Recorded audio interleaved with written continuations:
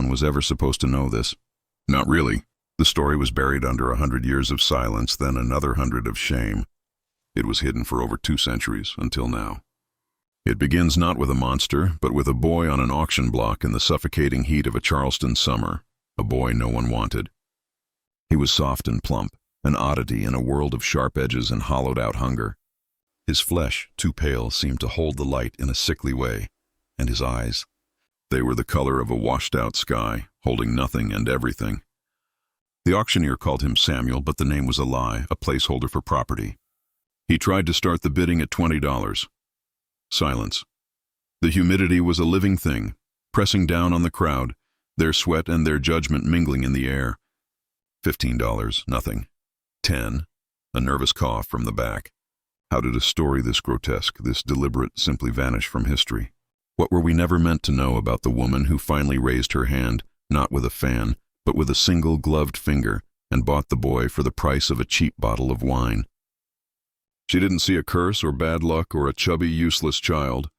She saw a key, a perfect, untouched vessel for a truth so dark, it threatened to bleed through the pages of history itself. She had been searching for him her entire life, and in that moment, under the brutal Carolina sun, she finally found him. The crowd thought it was pity, a Christian kindness. They were so wrong. Her name was Seraphina Blackwood, and she was not in the business of saving souls. She was in the business of collecting them, and the boy was to be her masterpiece. Seraphina's carriage was a black lacquered box, sealed against the dust and the judgment of the outside world. Inside, the air was still and smelled of old leather and dried lavender. Samuel, she would have to change that name, sat on the worn velvet seat opposite her, his small round body pressed into the corner as if trying to disappear. He didn't cry. He didn't speak. He just watched her with those pale, empty eyes. Seraphina ignored him. She opened a small, leather-bound journal and dipped a silver pen into an inkwell secured to the carriage wall. Her script was unnaturally precise, a series of sharp, elegant symbols. Specimen acquired. Male, approx. 9 years of age. Unusual adiposity despite clear signs of malnutrition. Epidermis lacks significant pigmentation. Ocular structure appears receptive. She paused, looking up at him, her gaze as impersonal as a physician studying a disease. He flinched, a tiny, almost imperceptible tremor. She made another note. High reactivity to direct observation. Suggests a sensitive, pliable temperament. Excellent. The word hung in the air between them, cold and sharp. She wasn't buying a laborer. She wasn't buying a house servant. She was acquiring a component, a rare and necessary ingredient for an experiment that had begun generations before she was even born. The Blackwood family didn't measure their wealth in acres or in dollars. They measured it in bloodlines. They were architects of the flesh, and their plantation, a sprawling empire of indigo and rice known as a quiet hell to the enslaved, was merely the laboratory.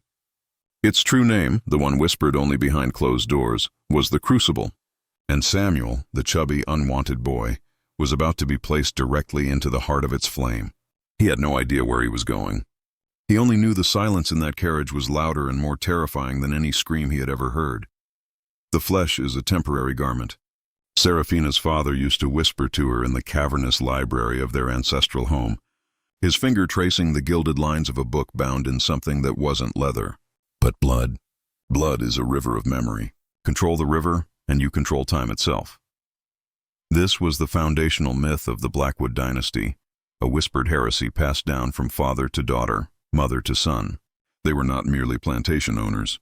They saw themselves as custodians of a lost science, a form of biological alchemy that the modern world, with its foolish notions of sentiment and morality, had forgotten. They believed that through meticulous generational breeding, of plants, of animals, and of people, they could isolate not just physical traits, but something far more esoteric. They sought to cultivate a perfect vessel, a human body so pure, so receptive, that it could become a conduit for something else. An intelligence, a memory, a power that existed before humanity and would exist long after. It was a madness born of immense wealth, absolute power, and profound isolation. Seraphina had inherited this mission like a genetic disease. Her husband's death, a sudden and convenient fever, had left her in sole command of the plantation and its dark, hidden work.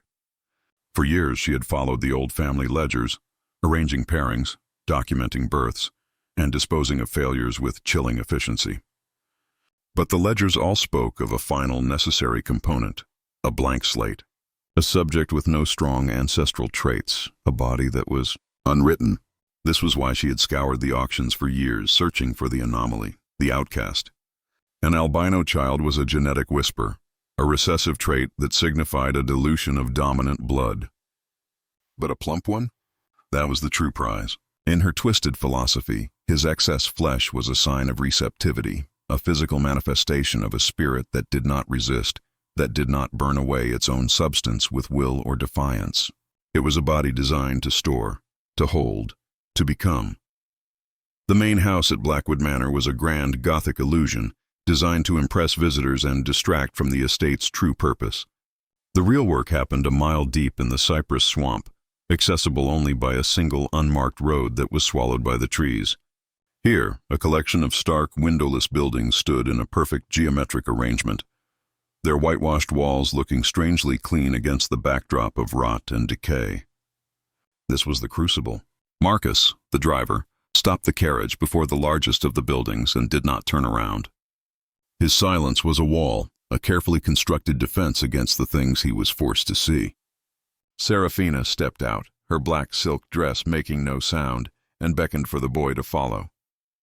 The air here was different, colder, heavy with the smell of lye and something vaguely metallic, like old blood. Inside it was not a barn or a barracks, but a laboratory. The floors were scrubbed pine, the walls lined with shelves holding glass jars, charts, and strange brass instruments. She led him down a long, sterile hallway to a small room at the very end. It contained a narrow bed with a thin mattress, a small table, a chair, and a single high window barred from the outside.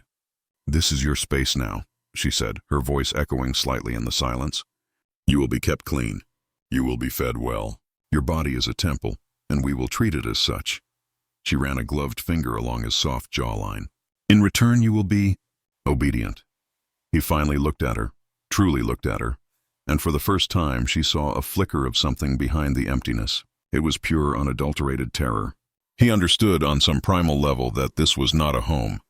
It was a cage designed to transform its occupant. As she closed and locked the heavy oak door, he heard the bolt slide home with a finality that stole the air from his lungs. He was no longer Samuel. He was now Specimen 7. You're not supposed to know this, but the books in Seraphina's private library weren't just about animal husbandry or natural philosophy. Tucked away behind sliding panels and false shelves were older, darker volumes. A first-edition copy of the Malleus Maleficarum, Paracelsus's writings on homunculi, treatises on hermeticism and blood magic bound in human skin. This was the true curriculum of the Blackwood family. They believed the emerging science of genetics was simply a crude, modern rediscovery of ancient truths the rest of the world had dismissed as superstition. To Seraphina, Gregor Mendel's peas were no different from an alchemist's formulas. They were both attempts to decipher the sacred language of creation. Her experiment was not eugenics in the way we understand it. That would come later, a pale and clumsy imitation. Hers was a far more ambitious and terrifying project. She was not trying to breed a better human. She was trying to craft a living keyhole, a biological lock that could be opened by a key that was not of this world. Her ledgers, written in a cryptic mix of Latin, Greek, and astrological symbols, documented her failures. Generations of them. Children born with the desired physical traits but with a spirit that was too loud, too resilient, too human. They resisted. Their inner fire, their sense of self, corrupted the vessel. She needed a body that was a quiet harbor, not a raging sea. And in Specimen 7, she believed she had found it. His paleness was a sign of purity, a lack of genetic noise. And his softness, his chubbiness, that was the prize. It was a sign of a placid spirit, a soul without sharp edges. She would nurture that softness, cultivate it. She would feed him until his body was a fortress of flesh, a perfect, silent container for the greatness she intended to pour into it. He was not a slave. He was not a boy. He was raw material. The first measurement was a ritual. Seraphina entered his room at dawn, the gray light from the high window casting long shadows on the floor. She carried a polished mahogany box. Inside, resting on a bed of black velvet, were calipers, measuring tapes, and a series of gleaming silver instruments whose purpose he could not begin to imagine. She did not speak. The silence was part of the process, a tool to unmake him, to strip away the person he had been and leave only the specimen. He stood as instructed in the center of the room, his small nightshirt doing little to hide the soft roundness of his belly and thighs. Her hands were cold, even through her thin leather gloves. She measured the circumference of his head, the width of his shoulders, the length of his limbs. She took samples of his hair, his nails. She pressed a cold metal disc to his chest, listening to the frantic, rabbit-like beat of his heart. She noted everything in her journal. Heart rate elevated, respiration shallow. Body exhibits constant, low-grade tremor. The vessel aware. This will need to be conditioned out of him. Then came the diet. The food was unlike anything he'd ever eaten. It wasn't the coarse cornmeal and salt pork of the fields. It was rich stews, creamy porridges, bread made with milk and honey. It was a diet designed for fattening, for growth. He was hungry and he ate. But with every meal, he felt a strange sense of dread. He was being prepared. He was like a hog being readied for slaughter. But the purpose of this fattening was a mystery more terrifying than any blade. He was becoming the chubby slave boy of the auction block's mockery, but this time, it was by design. She was building his body, expanding it, turning his flesh into a buffer between his consciousness and the world. A thicker cage. Can you honestly imagine that? Being fed, being cared for, with a tenderness that was actually the most profound form of violation imaginable. Every bite he took was another brick in the wall of his own prison. A whispered rumor, passed between the field hands in the dead of night like a dangerous secret. Don't ever get called to the White House. The ones who go to the White House, they get erased. Their names get took from the book. Their kin get told they run off. But they ain't run off. They just gone. Fed to the swamp or fed to something worse. The White House was their name for the compound, the stark, clean buildings hidden deep in the cypress marsh. To them it was a place outside of God's sight, a place where the laws of nature and man were suspended. They knew Seraphina Blackwood was not like other masters. Her cruelty wasn't the hot, explosive anger of the whip or the branding iron. It was a cold, silent, methodical cruelty that felt ancient and wrong. They saw the strange deliveries, crates of books, brass machinery, glass vials from apothecaries in Charleston and even London. They saw the visitors who came and went under the cover of darkness, men who looked like doctors or professors, but who carried a shadow in their eyes. The enslaved community at Blackwood Manor developed their own mythology to explain the unexplainable. They said Mrs. Blackwood was a succuyon, a skin stealer who shed her human form at night. They said the buildings in the swamp were a gateway, and the people taken there were offerings to whatever lived on the other side. These were stories born of terror, attempts to give a name to a horror that had no name. But like all powerful myths, they contained a shard of the truth. People were being erased. Their identities, their histories, their very humanity were being systematically dismantled inside those whitewashed walls. The rumor was a warning. It was a prayer. And for the boy now known as Specimen 7, it was a prophecy he was already living. A fate he was consuming with every spoonful of the rich. Sweet porridge she fed him for breakfast. His education began not with the alphabet, but with images. Seraphina hired a tutor, a disgraced academic named Elias Vance, a man whose gambling debts had made him pliable. Vance's instructions were precise. Teach the boy to read, but only using the materials provided. There were no children's primers or Bibles. The first books were anatomical atlases. For hours the boy sat with Vance learning the names of bones, muscles, and organs. He learned the intricate pathways of the circulatory system, the delicate architecture of the human brain. He wasn't learning about a body. He was learning a schematic, a blueprint. His own body was the subject. When Seraphina would perform her examinations, she would now name the parts she was touching: radius, ulna, sternum, occipital lobe. She was teaching him to see himself not as a whole, but as a collection of components, a machine made of flesh. He learned to read quickly. He was intelligent, a fact Seraphina noted with detached approval. Cognitive faculties are sharp, excellent for data retention and instruction compliance. Once he could read words, she gave him new books. Manuals on animal breeding, treatises on horticulture, explaining how to graft one plant onto another to create a new hybrid. It was all about manipulation, control, the shaping of living things to a desired outcome. Vance, the tutor, grew more gaunt and haunted with each passing week. He knew what he was participating in was a profound sin, a violation of God and man. He saw the way the boy's eyes, once just empty, now held a terrifying intelligence, a deep and silent understanding. One afternoon, unable to bear the silence, Vance whispered, "Why do you let her do this?" The boy didn't look up from the diagram of a dissected sheep's heart. He just said, "What choice is there?" The question was not an admission of defeat. It was a statement of fact, as cold and precise as the anatomical charts that lined the walls of his cage. Then came the private lessons. Twice a week, Seraphina would dismiss the tutor and sit across from him at the small wooden table. She would light a single candle, though the sun was still high, casting their faces in flickering shadow. It was in these sessions that she moved beyond science and into her family's dark religion. "The body remembers," she would say, her voice a low, hypnotic hum. "All the lives that came before you are written in your blood. A farmer's fear of drought, a soldier's rage, a lover's joy. It is all there. A chaotic, messy library of sensation." She explained her theory. Most people were a cacophony of these inherited memories, a jumble of conflicting voices that they called a personality. They were impure, unfocused, but she believed that through careful breeding and conditioning, she could create a body that was silent, an empty vessel. "You, child," she said, her eyes gleaming in the candlelight, "are remarkably quiet. Your bloodline is a whisper, not a scream. That is why you were chosen."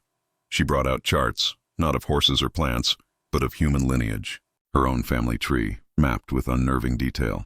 Beside certain names were symbols he didn't recognize: moons, stars, serpents eating their own tails. She told him he was not being prepared to breed. That was a crude, imprecise art. He was being prepared for something she called transference. She believed she could distill the accumulated knowledge and will of her entire bloodline, a process she called the elixir, and pour it into him. She would overwrite his soul, his whisper of a consciousness, and her family's legacy would be reborn in a purified, perfected form. He was to be the living culmination of their great work. He listened, his face a mask of calm, but inside a cold, terrifying understanding dawned. She was not trying to raise him. She was preparing to possess him. If you've come this far, comment, "The truth bleeds through," below. You're not just watching this, you're becoming part of it. Because some nights the silence of the compound was broken. It wasn't a scream. A scream would have been a relief, a human sound. This was different. It was a low, resonant hum. It seemed to come from the earth itself, vibrating up through the pine floorboards of his room. It was a sound that felt both mechanical and organic, like a great beast sleeping fitfully in a cage deep underground. The first time he heard it, he pressed his ear to the floor, his heart hammering against his ribs. The vibration was real. It made his teeth ache. He would crawl to his high window and stare out into the oppressive darkness of the swamp. On nights when the hum was loudest, he could see a faint, sickly green light flickering from the grated cellar window of the central building, a building he was never allowed to enter. He once saw two overseers carrying a long, canvas-wrapped object from that building. It was the size of a man, but it was rigid, unmoving. They carried it out towards the deepest part of the swamp, their lanterns bobbing like lost souls in the dark, and they did not return until dawn. What was in that building? What machine or what creature created that sound? Seraphina never spoke of it. The tutor, Vance, when asked, would turn pale and pretend not to hear. It was the central mystery of the Crucible, the heart of the entire operation. The boy came to believe that the hum was the sound of the elixir being prepared. It was the sound of a soul being distilled, and he knew with a certainty that chilled him to the bone that one day that machine would be humming for him. The isolation was a form of acid, slowly dissolving his sense of self. Days bled into weeks, weeks into months. The only human contact he had was the cold, clinical touch of Seraphina, the haunted gaze of his tutor, and the silent, averted eyes of the overseer who brought his meals. He had no name. She referred to him only as specimen, or the vessel. His old life, the memories of a mother he barely remembered, the feel of sun on his skin, the sounds of other children, it was all fading, becoming a dream. Seraphina encouraged this. She was systematically erasing his past. "Memory is an impurity," she told him during one of their lessons. A true vessel must be empty to be filled, but she made a critical error. She taught him to read. and in the book she gave him, the cold, analytical texts of science and philosophy, he found an escape. He began to devour them, not just to obey but to understand. He started to see the world through her eyes, as a system, a machine, a set of principles to be understood and manipulated. And as he learned, he began to see the flaws in her own system. He saw the contradictions in her theories, the leaps of faith she papered over with mystical language. Her grand design, the transference she spoke of with such religious fervor, was built on a foundation of arrogant assumptions and unproven claims. He realized she was not a god. She was a woman driven by a fanatical, inherited delusion. This realization did not bring him comfort. It brought a new and more potent kind of terror. He was trapped in a cage with a mad woman who held the power of life and death, a woman who was convinced her madness was divine truth. But it also gave him something else. A weapon. Knowledge. He could not fight her with his body, this soft, fattened thing she had so carefully constructed. But perhaps he could fight her with his mind. He began to play a role.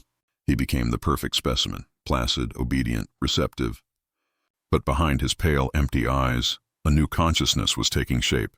A cold, analytical mind was looking for a flaw in the machine, a crack in the wall of his prison.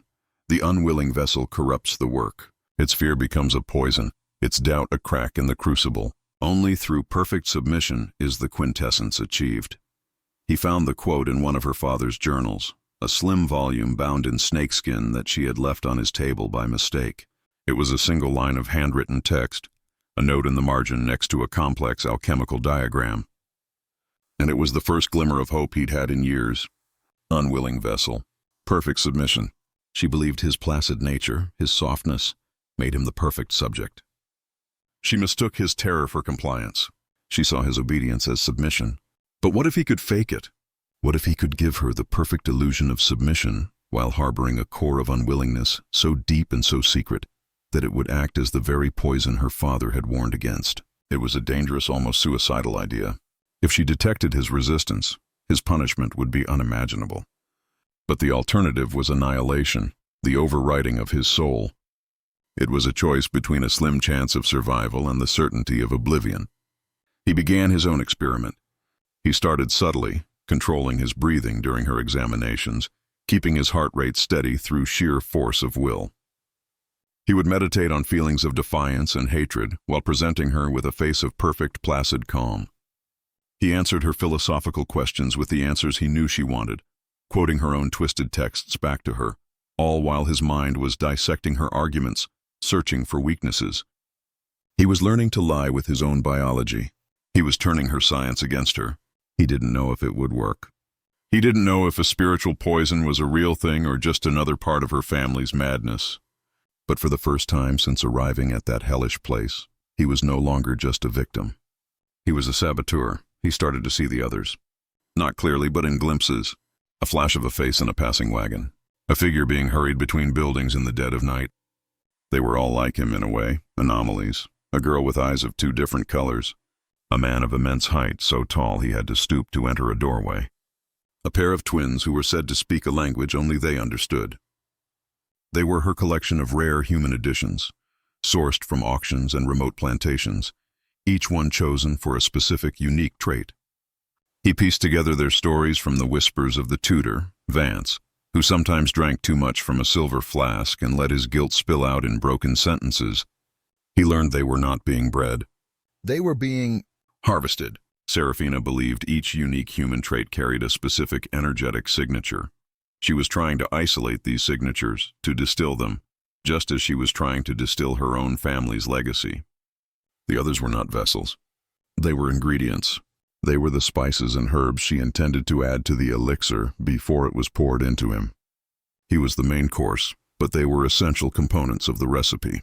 One night he saw the tall man again. He was being led from the central building, the one with the humming cellar. He was walking, but his eyes were glassy and unfocused, and he moved with a strange, shambling gait, as if his own limbs were unfamiliar to him. He looked empty. The life, the will, had been scooped out of him. The boy felt a cold dread creep up his spine. This was his future. He wasn't just going to be possessed by her family's memories. He was going to be filled with the stolen echoes of all the others. a walking ghost story, a chorus of broken souls trapped in a single fattened body. We need to go back. Back to Seraphina as a child. Picture a little girl with unnaturally dark eyes, standing in a library filled with books that smelled of dust and secrets. Her father is not teaching her to ride a pony or play the pianoforte. He is showing her a daguerreotype of her great-grandfather, a man with a severe face and a cold, calculating gaze. He began the work, her father says, his voice low and reverent. He understood that our blood was a gift, a rare vintage in a world of common water. He dedicated his life to purifying the line. He then shows her another image, this one of a beautiful woman with sad eyes. Your great-aunt. She was a flaw. She chose love over legacy.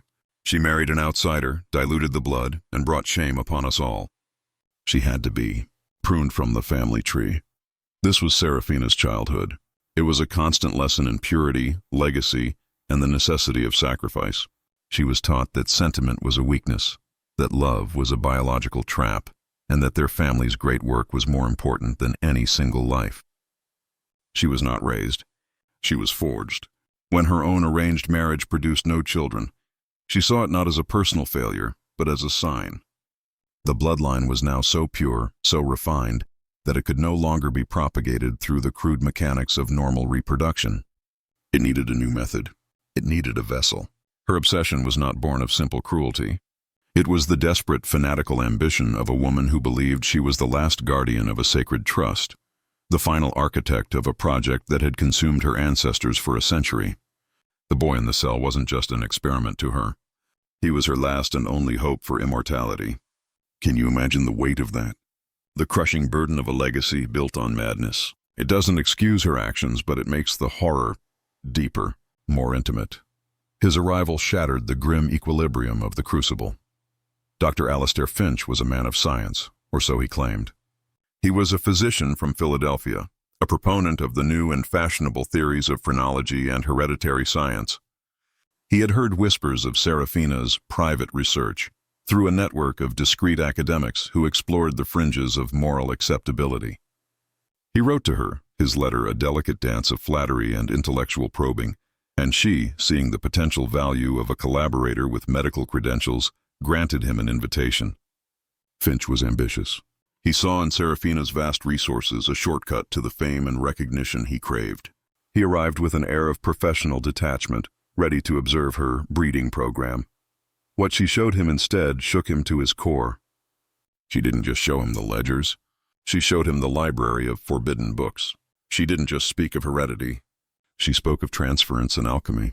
He was a man of scalpels and microscopes, suddenly confronted with a worldview that belonged to the Dark Ages. His scientific mind screamed that this was madness, charlatanism. But his ambition whispered something else. What if she was right? Or what if she was wrong, but in a way that was so spectacular, so audacious, that documenting it would make his career? He made a devil's bargain with his own conscience. He would help her. He would lend his medical expertise to her project, refining her methods, recording her data, all under the guise of objective scientific inquiry. He told himself he was just an observer. But as she led him toward the cell of Specimen 7, he knew he was crossing a line, stepping from the role of scientist into that of a willing accomplice. The pursuit of knowledge, he rationalized, was its own justification, a comforting lie he would cling to as he descended into her hell. The tour concluded in the basement of the central building. Finch had seen the meticulously kept records, the chillingly organized family trees documenting forced pairings. He had maintained his composure. But the basement was different. It was a museum of failures. Rows of glass jars lined the stone walls, each containing a preserved fetus or infant, suspended in murky, yellowing fluid. Each was labeled with a code and a date. Some were horrifically deformed, their tiny bodies twisted into shapes that defied nature. Others looked perfect. Small, sleeping babies floating in eternal silence. The imperfections must be studied, Seraphina explained, her voice devoid of emotion. To understand success, one must first catalog failure. Each of these represents a dead end in the bloodline, a genetic error we have now purged. Finch, the physician, felt a wave of nausea. This wasn't science. This was a graveyard. His mind raced, trying to frame it in a way he could stomach. Pathological specimens, teratological research. He clung to the clinical language like a drowning man to a piece of driftwood. He told himself this was no different from the collections he'd seen at medical universities, but he knew it was a lie. These weren't anonymous donations to science. These were children, her children, born and murdered in this sterile, underground room. His scientific curiosity was rapidly being consumed by a primal fear. Who was this woman? He looked at her, standing there amidst her collection of dead babies, her face serene, and he saw not a researcher, but a priestess presiding over a temple of horrors. The humming started then, a low vibration from behind a heavy iron door at the far end of the cellar. "And the successes?" he asked, his voice strained. Seraphina smiled, a thin, unsettling expression. "The greatest success is not yet complete. Come, let me show you the vessel." The meeting was an assessment. Seraphina unlocked the door to the boy's cell and gestured for the doctor to enter. The boy was sitting at his small table, reading a text on human anatomy. He looked up, his pale eyes moving from Seraphina to the tall, nervous stranger. He had grown since the auction. The rich, calculated diet had worked. He was no longer just chubby. He was stout, his body thick and solid. He looked healthy, robust, a perfect specimen. Finch was immediately struck by the boy's unnerving calm. There was no fear in his eyes, no defiance. Just a quiet, watchful intelligence. "This is specimen 7, Seraphina announced, a hint of pride in her voice. "The culmination of our preparatory work." Finch began his examination, his hands less steady than he would have liked. He checked the boy's pulse, his reflexes. He looked into his eyes with an ophthalmoscope. The boy submitted to the probing without a word, his body passive and compliant. To test his intellect, Finch began asking questions, starting with simple anatomy. The boy answered them all correctly, in a clear, precise voice. Then, Finch asked a more complex question, one from his own area of research, about the theoretical transmission of nervous energy through heredity. He expected a blank stare. Instead, the boy paused for a moment and then said, "Your theory assumes that nervous energy is a heritable substance, Doctor. But what if it is not a substance, but a resonance, like a string that vibrates at a certain pitch? You cannot pass down the vibration itself, only the string. If the new instrument is not shaped correctly, it will not hold the same tune." Finch was stunned into silence. The boy had not just understood the question, he had exposed its core assumption and proposed a sophisticated alternative. He looked at Seraphina, who was smiling. "As you can see," she said, "the vessel is not just empty, it is perfectly tuned. You're not just watching this, you are a witness. And what you must understand is that Alistair Finch's collaboration transformed the nature of the horror. He brought the veneer of modern science to Seraphina's ancient madness. He introduced new protocols, new methods of measurement and documentation. He replaced her vague alchemical language with the cold, precise terminology of medicine. The boy's torment became more sophisticated. Finch designed sensory deprivation experiments, believing they would enhance the boy's receptivity. For days at a time, the boy would be kept in total darkness and silence, his only sensation, the feeling of his own body, the sound of his own blood in his ears. Finch monitored his psychological state, documenting his hallucinations and emotional responses in a new, separate ledger. Subject exhibits remarkable resilience to sensory nihilism. Initial panic subsides into a state of deep introspection. Suggests a highly developed internal locus of control. He didn't realize that the boy was using these periods of isolation not to break down, but to build. In the absolute silence, the boy practiced the mental exercises he had devised. He reinforced the walls of his own consciousness, building a fortress in his mind where his true self could hide. He honed his ability to control his physiological responses. He was using the doctor's own experiment as a training ground. This collaboration also introduced a new level of physical violation. Finch, convinced of the link between the body and the mind, began a series of painful nerve sensitivity tests, using electrical stimuli to map the boy's nervous system. He justified it as establishing a baseline, but it was torture, pure and simple. And through it all, the boy remained perfectly, unnervingly compliant. He never cried out, never resisted. He gave them the data they wanted, all while his secret, inner self grew stronger, harder, and colder. The ultimate goal of selective breeding is not to improve the species, but to create a master organism, a biological sovereign to whom the unimproved masses will naturally submit. This quote is not from Seraphina's journals. It's from a real-world eugenics text published in the early 20th century. The chilling reality is that Seraphina's ideas, while wrapped in a cloak of mysticism, were not entirely unique. They were a more extreme, more personal manifestation of a dark intellectual current that was gaining traction throughout the Western world. But her goal was even more audacious. Finch, in his desire to understand, finally pressed her on the ultimate purpose of the transference. "What exactly do you intend to transfer into him?" he asked one night, as the hum from the cellar vibrated through the floor. Seraphina looked at him, her eyes burning with an intensity that made him want to recoil. "Everything," she said. "The accumulated will, knowledge, and memories of 12 generations of my family.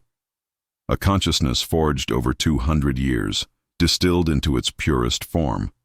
It will be poured into him, and his own weak, unwritten soul will be washed away like sand. He will look the same, but he will be us, my father, my grandfather, me, all of us, reborn in a single perfected body that will not age, will not sicken, will not die. He will be the vessel of our immortality."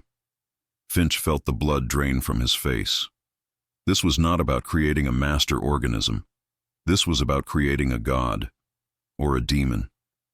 He finally understood the true, insane scope of her ambition. She was not just trying to cheat death. She was trying to conquer it, to rewrite the fundamental laws of nature to serve her own family's grotesque ego. And he, Dr. Alistair Finch, man of science, was now her high priest. The driver, Marcus, had served the Blackwood family his entire life. He was a ghost in their story, a silent witness who saw everything and said nothing. He drove the doctors and the strange visitors. He transported the specimens to the compound. He carried the small, canvas-wrapped bundles out to the swamp. His silence was a survival mechanism, a shield he had built around his soul. But he saw the way the new Dr. Finch looked at the boy, and he saw the way the boy, who had once looked like a terrified child, now looked different. His eyes were still pale, but they were no longer empty. They held a cold, hard light, like chips of ice. One evening, as Marcus was delivering supplies to the compound, he found the boy alone in the small, walled yard, where he was permitted an hour of exercise. Finch and Seraphina were in the main building. For the first time in years, Marcus spoke to him, his voice a low, urgent whisper. "They ain't just trying to break you," he said, not looking at the boy, his eyes fixed on the gray wall of the swamp. "They trying to unmake you. I seen it before. They take the person out, but they leave the body behind. It walks and it eats, but it ain't got no one inside." He paused, his knuckles white where he gripped the wooden cart. "She don't make children here. She undoes them." He turned and looked directly at the boy, his own eyes filled with a deep, ancient sorrow. "Whatever you got inside you, that part that's still you, you hold on to it. You hold on to it like it's the last breath God give you. 'Cause it is." He then turned and walked away, leaving the boy standing alone in the yard. The words were a confirmation of his deepest fears, but they were also a gift. He was not alone in his knowledge. Someone else saw, someone else knew, and it strengthened his resolve. He would hold on. The girl's name was Lyra. She was one of the other anomalies, a girl with heterochromia, one eye the color of a summer sky, the other as dark as rich soil. Seraphina's notes described her as having a high degree of psychic resonance. She was brought to his room one night, not for breeding, but for what Seraphina called a preliminary attunement. It was a ritual. The room was dark, save for a single candle. Finch was present, observing, his notebook open. Seraphina instructed them to sit, facing each other, and hold hands. "The vessel must learn to accept another's energy," she explained in a clinical whisper. "This is a simple test of compatibility. Lyra was terrified. Her hands were cold and trembling. But as she looked at the boy, she saw not a monster, but another prisoner. His placid expression did not fool her. She saw the iron control in his posture, the watchful intelligence in his pale eyes. He gave her hand a barely perceptible squeeze, a fleeting message of solidarity in the suffocating presence of their captors. Seraphina began to chant in a low, guttural language he didn't recognize from any of her books. The air in the room grew thick, heavy. The flame of the candle danced wildly. He felt a strange pressure in his mind, a psychic probing. It was her, he realized. She was using the girl as a focus, trying to pry open his consciousness. He remembered the quote from her father's journal. The unwilling vessel corrupts the work. He focused all his will, all his secret hatred and defiance, into a single point of resistance. He did not fight her openly. Instead, he soured the connection. He projected not fear, but a profound and utter despair, an existential emptiness so vast and so bleak that it had no handholds. He presented her with a vision of pure futility. The chanting faltered. Lyra gasped and pulled her hands away, her face pale with shock. Finch rushed to her side. "What happened?" he demanded. Seraphina stared at the boy, her eyes narrowed with suspicion. "The vessel is incompatible with this source," she said slowly. "The resonance is negative." It was the first time he had ever seen a flicker of doubt in her eyes. The experiment had failed. He had won the first battle. Lyra's backstory was a tragedy Seraphina had carefully curated. She had been purchased from a destitute Creole family in New Orleans who believed her mismatched eyes were a sign of being cursed. They sold her for a pittance, relieved to be rid of her. To Seraphina, she was not cursed, but gifted. She believed Lyra's condition was an outward sign of an ability to see between worlds, a natural clairvoyance she intended to harvest and add to the elixir. But Lyra's spirit was not as easily broken as her family's. After the failed attunement, she became defiant. She refused to eat. She would not speak. She met Seraphina's threats with a silent, burning contempt. Seraphina, frustrated, handed her over to Dr. Finch, instructing him to use his modern methods to ensure her compliance. Finch's methods were a catalog of psychological tortures. He used sleep deprivation, disorientation, and drugs to try and break her will. He documented her descent into delirium with detached scientific interest. The boy could hear her weeping at night, a thin, desolate sound that cut through the thick walls of the compound. He felt a profound sense of guilt. His victory had been her defeat. His act of sabotage had diverted their torment onto her. In their shared prison, they had formed a strange, silent bond. He would leave a portion of his own rich food near the small vent that connected their rooms, a tiny, hopeless gesture. She would sometimes whisper a single word through the vent in the dead of night. Resist. It was a plea and a command. She was being unmade, but she was using the last of her strength to fuel his rebellion. She was becoming his martyr. He knew he could not save her, but he could honor her sacrifice. He would not just corrupt the work. He would destroy it. He would burn Seraphina's grand design to the ground, and Lyra's memory would be the spark. One night, the weeping stopped. The silence from Lyra's room was more terrifying than any sound. The next morning, he saw two overseers carry another long, canvas-wrapped bundle out toward the swamp. His food remained untouched by the vent. A few days later, Seraphina appeared at his door. Her face was a mask of cold fury. "Failures must be discarded," she said, her voice tight. "They are a contamination. But the work continues." He knew then that Lyra was gone, and he knew that he was next. But something had changed in Seraphina. Her confidence was shaken. Her prized ingredient had proven resistant. Her scientific collaborator had failed to break a simple, starving girl. She was growing impatient. He could see it in the tense line of her jaw, the way her eyes darted around the room as if searching for some unseen flaw. This was his chance. A whispered rumor he had once overheard from the field hands came back to him. The old master, her father, he didn't just die. He tried to do the thing, the changing, but the vessel wasn't right. It broke him, drove him mad. They say his ghost still walks the library at night, trying to finish his book. Was it just a story, or was it a clue? He realized that her father's failure was the source of her obsession. She was not just trying to complete his work. She was trying to succeed where he had failed, to prove herself worthy of the Blackwood legacy. Her ambition was tangled up with a deep primal fear of her own father's failure. And fear. Fear could be used. He began to subtly alter his behavior. He started faking tremors, complaining of headaches. He would occasionally mumble nonsense words, things he had gleaned from her alchemical texts. He was planting a seed of doubt. He was making her believe that the vessel was becoming unstable. He was trying to make her afraid. The catalyst for the end arrived not as a man with a gun, but as a man with a map. His name was Jin, a young Chinese-American cartographer hired by the county to survey the vast unclaimed swampland bordering the Blackwood estate. He was meticulous, quiet, and deeply out of place in the rigid racial hierarchy of the Antebellum South. He was warned to stay clear of Blackwood Manor, told the mistress was eccentric and reclusive. But one sweltering afternoon, chasing a property line through the dense cypress forest, he became lost. Following what he thought was a path, he stumbled into a clearing and froze. Before him stood the compound. The stark white buildings were an aberration in the wild landscape. They weren't on any map. He saw a figure in the small, walled yard, a pale, heavy-set boy, dressed in clean, simple clothes, staring blankly at the wall. Then he saw a woman in a black dress emerge from one of the buildings. It was Seraphina. Their eyes met across the clearing. There was no surprise in her face. Only a cold reptilian assessment. She did not shout or call for guards. She simply watched him, a silent, unblinking threat. Jin, sensing a profound and immediate danger, backed away slowly, never turning his back. He retraced his steps, his heart pounding. The image of the strange buildings and the pale, lost-looking boy burned into his mind.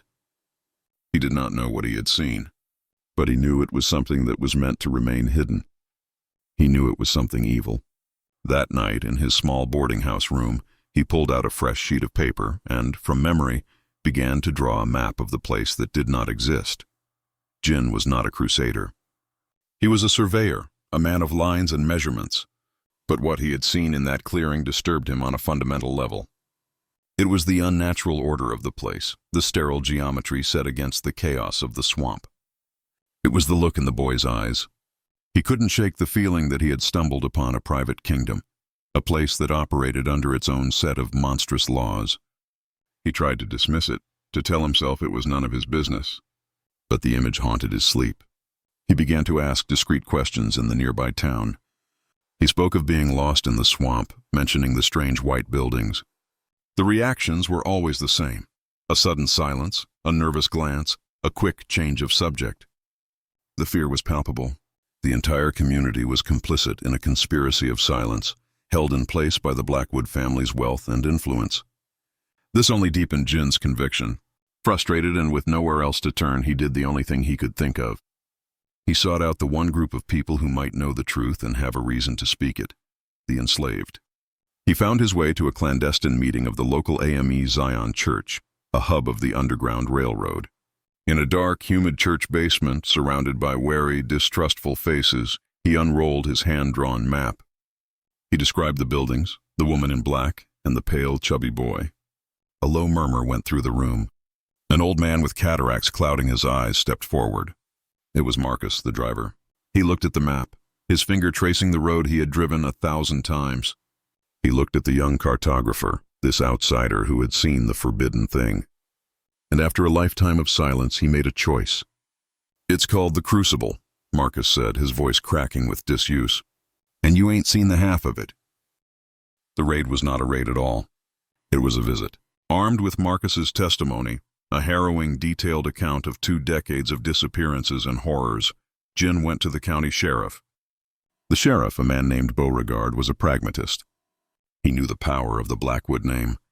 A direct assault was political suicide, so he devised a pretext: a tax assessment, an excuse to get onto the property and see this hidden compound for himself.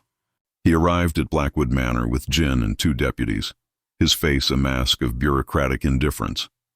Seraphina met them on the porch, her expression one of polite annoyance.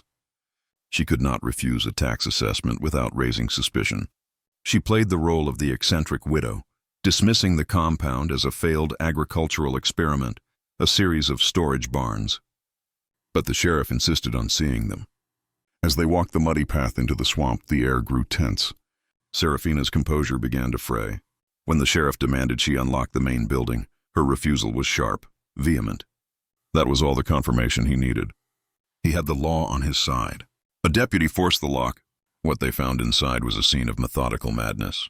The laboratory, the library of forbidden books, the charts of human lineage. In the cellar they found the jars. The sheriff, a hardened man who had seen the worst of human nature, turned pale. And in the last room at the end of the hall they found the boy. He was sitting on his bed, waiting. He looked at the sheriff, at the stranger Jin, and with a voice that was eerily calm and articulate, he said, "I have been expecting you. My name is not Samuel. It is Thomas, and I would like to tell you everything." Seraphina's arrest sent a shockwave through the Charleston elite. It was unthinkable. A woman of her standing, accused of such grotesque crimes. Her family mobilized immediately, hiring the most ruthless lawyers in the state. Their defense was simple, brutal, and legally impeccable. The people in the compound were her property. Under the law, she had the right to do with her property as she saw fit. The breeding, the experiments, even the disposal of failed specimens, it was no different legally from a farmer culling his herd. They argued that the entire case was a fiction, a product of the hysterical imagination of a foreign surveyor and the vengeful lies of a disgruntled slave. They painted Seraphina as a misunderstood scientific pioneer, a woman whose intellectual pursuits were being persecuted by the ignorant masses. The trial became a spectacle. Dr. Finch, arrested as an accomplice, turned against her. Consumed by guilt and fear, he gave a full confession, his testimony a horrifying litany of the compound's daily operations. He described the rituals, the psychological torture, the cold, clinical way in which human lives were catalogued and discarded. But the defense attorneys tore him apart on the stand, portraying him as a weak, easily manipulated man, a failed academic trying to save his own skin by betraying his benefactor. It seemed the system was designed to protect her. The law was her shield. Her wealth was her armor. The truth, it seemed, was not enough. But they had not counted on Thomas. When he took the stand, the courtroom fell silent. He was no longer the frightened, chubby boy from the auction block. He was poised, articulate, his mind a razor-sharp weapon forged in the fires of her library. He did not speak with passion or anger. He spoke with the cold, irrefutable logic she herself had taught him. He dismantled her entire philosophy, using her own books, her own theories against her. He exposed her great work for what it was, the fanatical delusion of a dying bloodline. Let's leave the courtroom for a moment. Let's jump forward in time, over a century later. The year is 1988. A construction crew is clearing a section of overgrown swampland for a new housing development. The old Blackwood estate has been carved up and sold off, its history largely forgotten. A bulldozer, tearing through the cypress roots, strikes something hard. It's a stone foundation. The workers assume it's an old barn, but as they dig further, they uncover not a barn, but a cellar. A deep, stone-lined cellar with a heavy iron door that has been rusted shut for 100 years. They pry it open. The air that escapes is cold and foul, the smell of ancient decay and ozone. Inside, they find what looks like an alchemist's laboratory, untouched by time. Retorts, beakers, and strange copper coils are covered in a thick layer of dust. But it's what's in the center of the room that makes them call the authorities. It's a machine, a complex contraption of brass, glass, and copper, connected to a large, throne-like chair fitted with leather straps and a strange helmet-like device. On a nearby table lies a single leather-bound journal, miraculously preserved. The journal is not a record of births and deaths. It's a technical manual. It contains complex electrical diagrams, chemical formulas, and chillingly precise instructions for the machine's operation.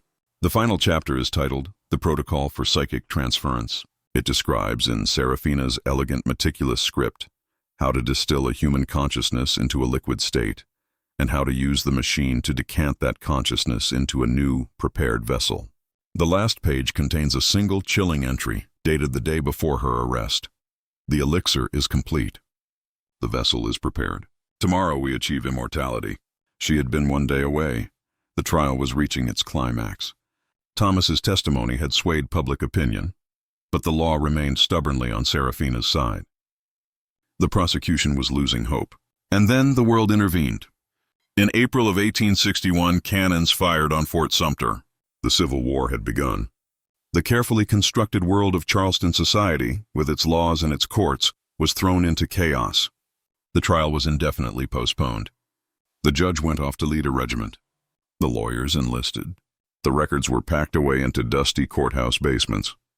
In the confusion, Seraphina Blackwood, who had been under house arrest, simply vanished. There was no record of her release, no official order. She just disappeared. Some said her family spirited her away to Europe. Others whispered she had taken refuge with occult societies in New Orleans. The most persistent legend was that she returned to the swamp, to the hidden compound, to try and finish her work before the world burned down. Her fate became another ghost story, a local legend told to frighten children. The system, in its final act of self-preservation, had simply allowed one of its own to slip through the cracks, to be erased from the official record, just as she had erased so many others. Justice, it turned out, was a luxury that could not be afforded in wartime.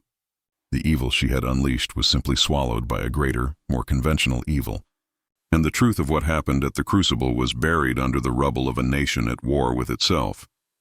And what of the boy, Thomas? The vessel who refused to be filled? When the trial collapsed, he was legally still property. But in the chaos of war, he found his own path to freedom. Jin, the cartographer, felt a deep responsibility for him. He helped Thomas connect with the Underground Railroad, and the boy, with his sharp mind and his unnerving calm, made his way north. He shed the name Thomas, the last name Seraphina had given him, and chose a new one for himself. He became a teacher, using the education that was meant to be his undoing to empower others. He married, had children, and lived a quiet, unremarkable life. The horrors of his childhood locked away behind a wall of ferocious intellect and willed silence. He never spoke of Seraphina or the Crucible again. Jin returned to his work, but the experience had changed him. He spent the rest of his life mapping not just land, but the hidden topographies of power and injustice. Marcus, the driver, lived to see emancipation, a quiet, haunted man who would sometimes stare into the cypress swamp for hours, as if listening for a hum that was no longer there. The compound itself was reclaimed by the swamp. The whitewashed walls crumbled. The roofs collapsed. The forest floor swallowed the foundations, leaving no trace, except for the small, unmarked graves of Lyra and the others, their stories told only by the wind in the Spanish moss.